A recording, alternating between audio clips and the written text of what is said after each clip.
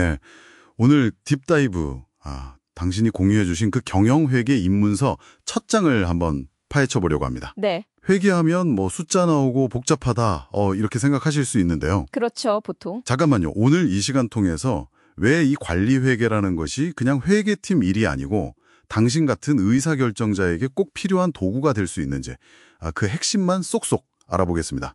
자, 바로 시작해볼까요? 네, 좋습니다. 이 자료가 사실 관리 회계가 왜 중요하고 또 기본적인 개념이 뭔지 잘 설명해주고 있어요. 네. 특히 그 외부 보고용 재무 회계랑 좀 다르다는 점, 이게 중요하거든요. 어떻게 다른가요? 재무회계랑 관리회계, 그 표 1-1인가? 거기에도 비교가 좀 있었던 것 같은데요. 네, 맞아요. 그 표 보시면 딱 나오는데 가장 큰 차이는 역시 누가 정보를 쓰느냐, 그 사용자예요. 사용자요? 네, 재무회계는 보통 이제 주주나 채권자, 그러니까 회사 밖에 있는 사람들이 보라고 만드는 거죠. 일부에 보여주는 거군요. 그렇죠. 근데 관리회계는 달라요. 이건 순전히 조직 내부, 바로 당신 같은 관리자들이 더 나은 결정을 내리고 뭐 계획 세우고 또 실행은 잘 되고 있는지 이런 걸 점검하는 데 필요한 정보를 맞춤으로 제공하는 데 초점을 맞춰요.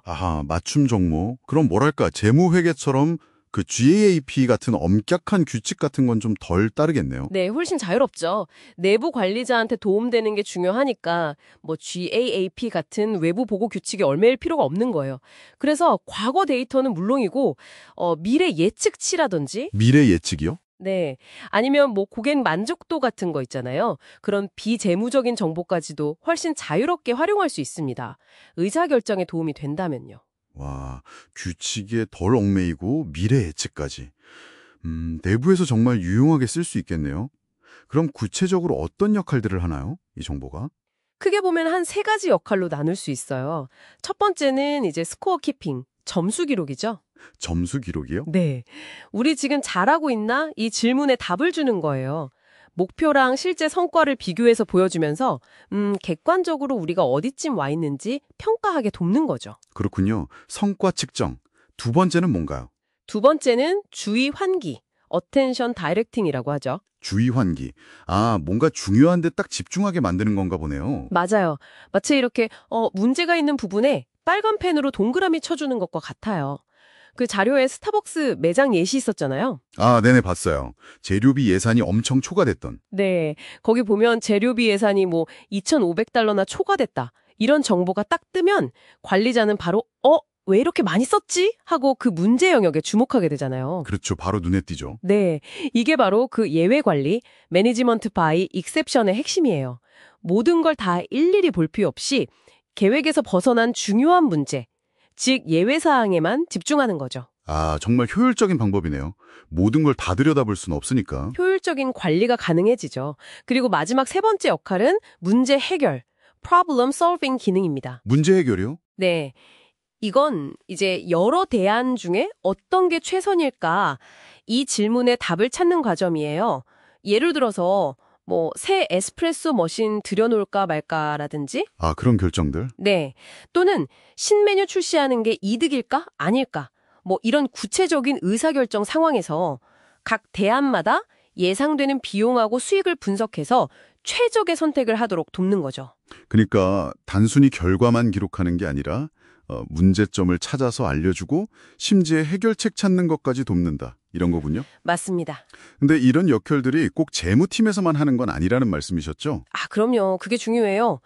관리회계 정보는 조직 전체의 그 가치사슬, 밸류 체인이라고 하죠. 이 모든 단계에 영향을 미칩니다. 가치사슬 전체요. 네. 그 자료표 1-5 보시면 연구개발 R&D부터 시작해서 제품 설계, 생산, 마케팅, 유통, 그리고 마지막 고객 서비스까지 쭉 이어지는 활동들이 나오잖아요. 네네, 봤습니다. 각 단계마다 관리회계 정보가 쓰이는 거예요.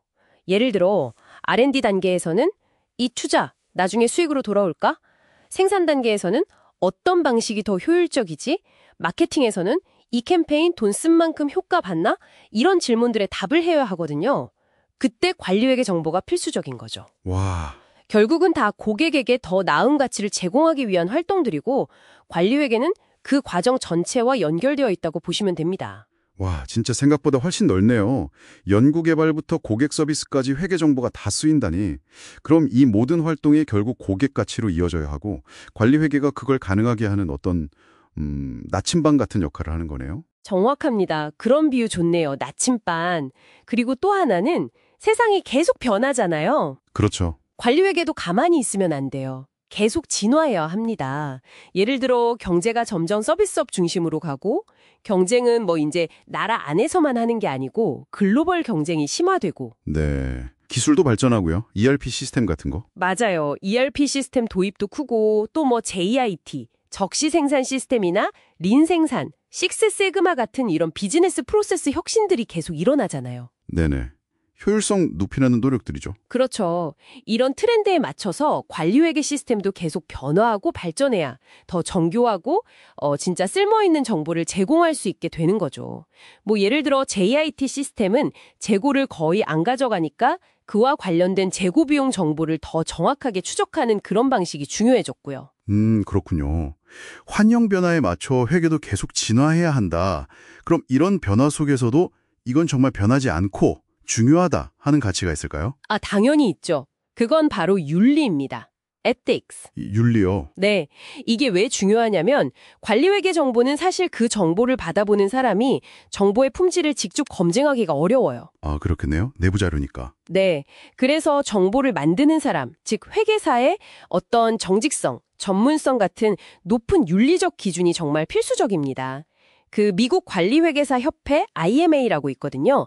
거기 윤리 강령에도 보면 역량, 컴피턴스, 기밀 유지, 컨피덴셜리티, 진실성, 인터그리티, 그리고 신뢰성, 크레더블리티 이 네 가지를 핵심 원칙으로 강조해요. 네 가지 원칙. 네, 정보에 대한 신뢰가 없으면 그 정보는 그냥 숫자에 불과하거든요. 아무 가치가 없는 거죠. 정보의 신뢰도가 곧 정보다. 이런 말씀이시군요. 하긴 뭐 단기 실적 올려야 한다는 압박이라든지 뭐 사소한 문제니까 괜찮겠지 하는 생각. 이런 유혹들이 실제 현장에는 많을 것 같긴 해요. 맞습니다. 그런 유혹 속에서 원칙을 지키는 게 중요하죠. 자, 오늘 저희는 이 경영회계라는 것이 단순한 숫자 기록, 뭐 정리 이런 걸 넘어서서 당신이 더 나은 의사결정을 내리고 또 조직의 목표 달성을 계획하고 통제하는데 얼마나 중요한 도구가 되는지 좀 깊이 살펴봤습니다. 네, 재무회계랑은 뭐가 다른지부터 시작해서 그 세 가지 핵심 기능, 그리고 가치사슬 전체에서 어떤 역할을 하는지, 마지막으로 이 모든 것의 기반이 되는 윤리의 중요성까지 짚어봤네요. 네. 핵심은 이 관리회계 정보가 결국 당신의 판단과 행동에 직접적인 영향을 미친다는 점입니다. 그래서 그냥 정보를 받아들이는 게 아니라 이걸 좀 비판적으로 이해하고 현명하게 활용하는 시각이 중요하다고 할 수 있겠습니다. 좋습니다. 그럼 마지막으로 당신에게 질문 하나 던지면서 마무리할까 하는데요. 오늘 저희가 이야기 나눈 것처럼 회계 정보가 의사결정에 이렇게나 큰 영향을 미친다면 말이죠. 혹시 회계 시스템을 어떻게 설계하느냐에 따라서 관리자들이 어떤 종류의 결정에 더 집중하게 될지 우리가 의도하지 않았더라도 특정 방향으로 좀 유도하게 될 수도 있지 않을까요? 그러니까 어떤 지표를 강조하느냐가 관리자의 행동 자체를 바꿀 수도 있다는 거죠. 이 점에 대해서 한번 생각해 보시면 어떨까 싶습니다. 다음 딥다이브에서 더 흥미로운 주제로 다시 뵙겠습니다.